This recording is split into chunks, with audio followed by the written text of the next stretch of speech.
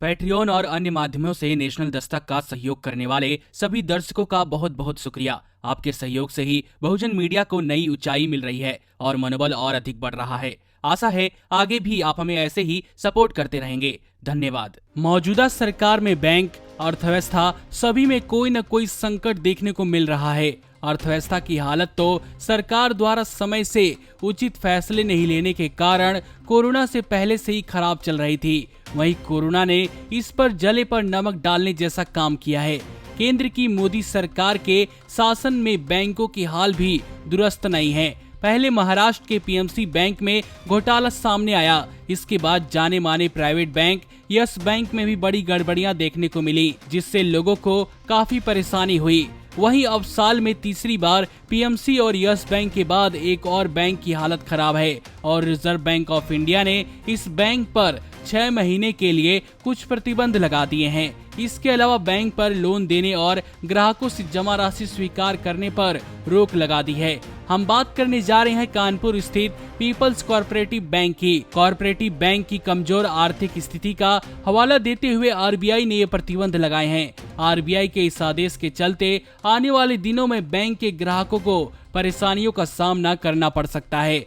Reserve bank की तरफ से जारी किए गए प्रेस रिलीज में कहा गया है कि 10 जून 2020 के बाद से बैंक आरबीआई की मंजूरी के बिना कोई नया लोन या एडवांस जारी नहीं कर सकता है। इसके अलावा नया निवेश भी नहीं कर सकता है और नए डिपॉजिट भी स्वीकार नहीं किए जा सकते हैं। इसके साथ ही आरबीआई ने पीपल्स कोऑपरेटिव बैंक की किसी भी तरह के संपत्ति बेचने पर भी रोक लगा दी है। रिजर्व बैंक ने कहा कि अगले आदेश तक किसी भी तरह के अकाउंट, सेविंग्स, करेंट अकाउंट या अन्य किसी भी प्रकार के खाते से कोई भी रकम नहीं निकाली जा सकती है। अगले 6 महीने तक यह आदेश लागू रहेगा, जिन्हें बीच बीच में रिव्यू किया जाएगा। बैंक ने कहा कि यह स्थिति तब तक बनी रहेगी जब तक बैंक की आर्थिक स्थिति में सुधार देखने को नहीं मिलता है। आपको बता दें कि बैंक में 6 महीने तक पैसे निकासी पर रोक लगाने से बैंक खाता धारकों पर इसका काफी बुरा प्रभाव पड़ेगा। यह हर बार होता है कि बैंक में जब किसी तरह का घोटाला या कुछ गड़बड़ियां पाई जाती हैं तो बैंक खाता धारकों को परेशानी उठानी पड़ती है। सरकार और राज्य प्रशासन की लापरवाही के कारण बैंक में घोटाला होता है। सरकार को इसकी जिम्मेदारी लेनी चाहिए और ध्यान रखना चाहिए कि कोई भी बैंक घोटाला न कर सके। नमस्कार। नेशनल दस्तक अपनी आर्थिक जरूरतों को पूरा करने के लिए अपनी ऑडियंस पर निर्भर है। बहुजन समाज से संबंधित मुद्दों को उठाने के कारण यूट्यूब की तरफ से नेशनल दस्तक की कई वीडियो पर एड्स नहीं दी जाती, जिसके कारण हमें आर्थिक समस्याओं का सामना करना पड़ रहा है। आपका एक छोटा सा कदम बहुजन मीडिया को बचा सकता है। आपके सहयोग और सहायता के कारण ही हमने अभी तक यह मुकाम हासिल किया है। नेशनल दस्तक को आप पैट्रियन के जरिए सपोर्ट कर सकते हैं। इसके साथ ही आप अन्य माध्यमों जैसे यूपीआई, गूगल पे, डेबिट कार्ड, वॉलेट, फोन पे आदि से भी हमारी मदद कर सकते हैं, जिसका लिंक वीडियो के नीचे डिस्क्रिप्शन में डाल दिया गया है।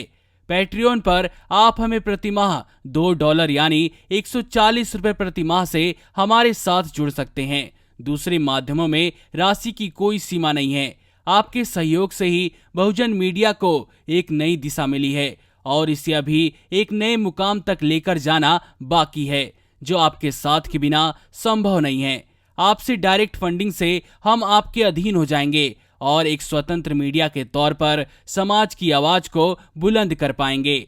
धन्यवाद। नेशनल दस्तक को देखने वालों से अपील है कि वह नेशनल दस्तक के सपोर्टर फॉर्म को भरें ताकि हम सीधे आपसे जुड़ सके। नेशनल दस्तक की आपसे गुजारिश है कि अगर इसको बचाना चाहते हैं तो नेशनल दस्तक को सब्सक्राइब करने के लिए रेड कलर के सब्सक्राइब बटन को दबाएं, फिर बेल आइकन की घंटी दबाएं।